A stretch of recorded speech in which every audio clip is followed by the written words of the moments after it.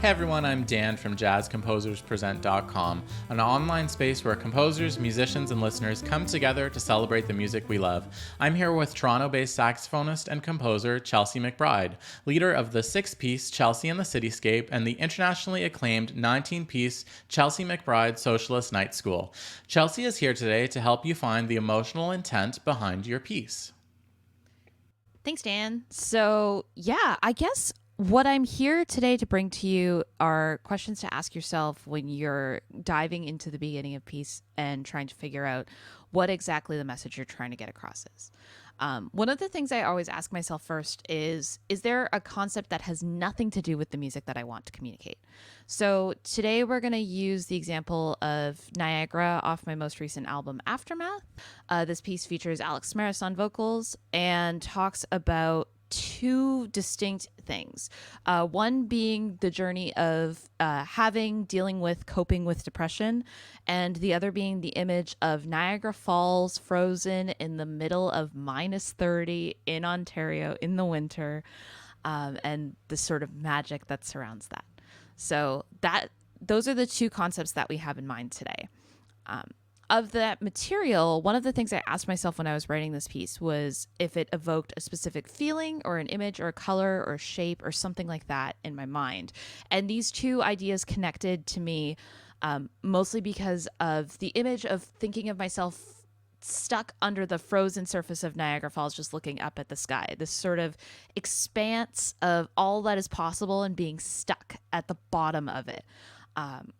I was asking myself through the process how I was going to realize this idea musically, and one of the things that came to mind was using high woodwinds like piccolo and putting Alex through the piece below that sort of orchestration so you can hear the ice frozen over the rest of the ensemble. Another thing I was asking myself was, how does this idea shift throughout the piece? How can I manipulate melodic, harmonic, and rhythmic devices to suit the shift? So at some point at the end, it was really important that there was a sense of coping with this depression. It's not like you stay there forever. And of course, Niagara Falls doesn't stay frozen forever. It melts at some point.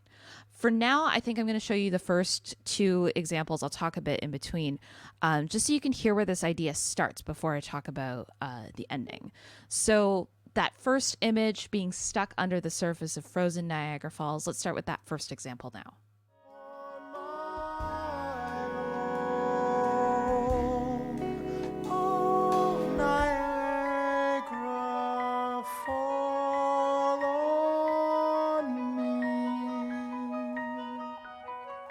Run to the distant sea,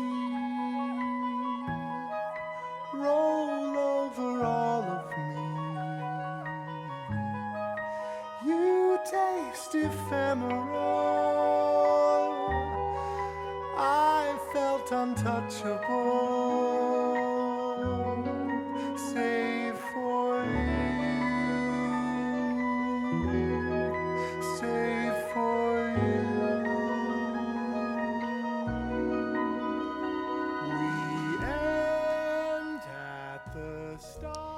So you can hear through that the woodwind choir, piccolo, flute, alto flute, and two clarinets above the rest of what's going on there.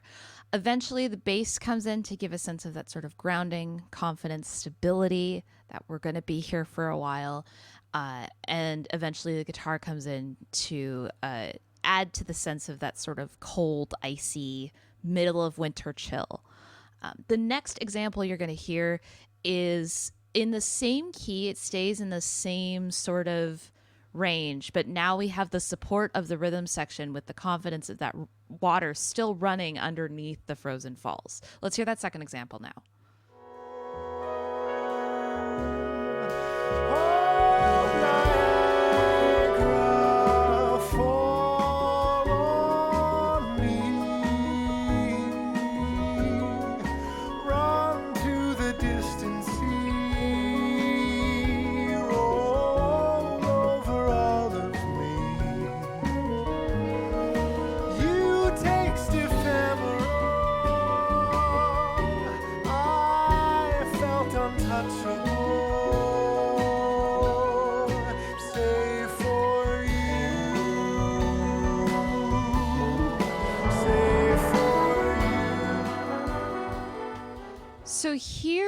all of this idea of that sort of precariousness and that, that loss of color almost that you have in that dreary middle of winter landscape.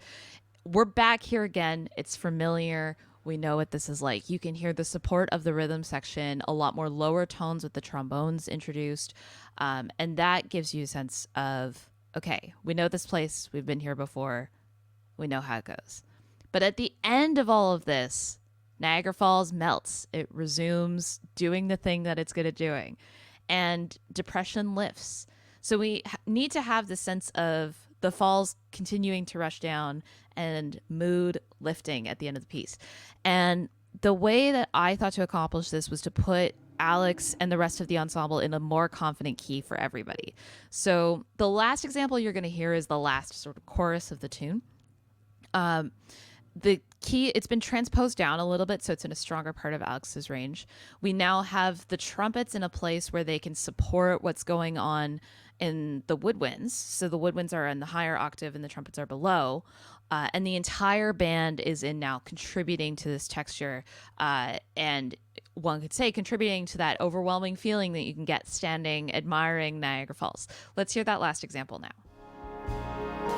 Oh, Niagara, fall for me. Wrap me in harmony. Float with the melody. Ah, with the chemical. I am untouchable. Safe for you. Safe for you.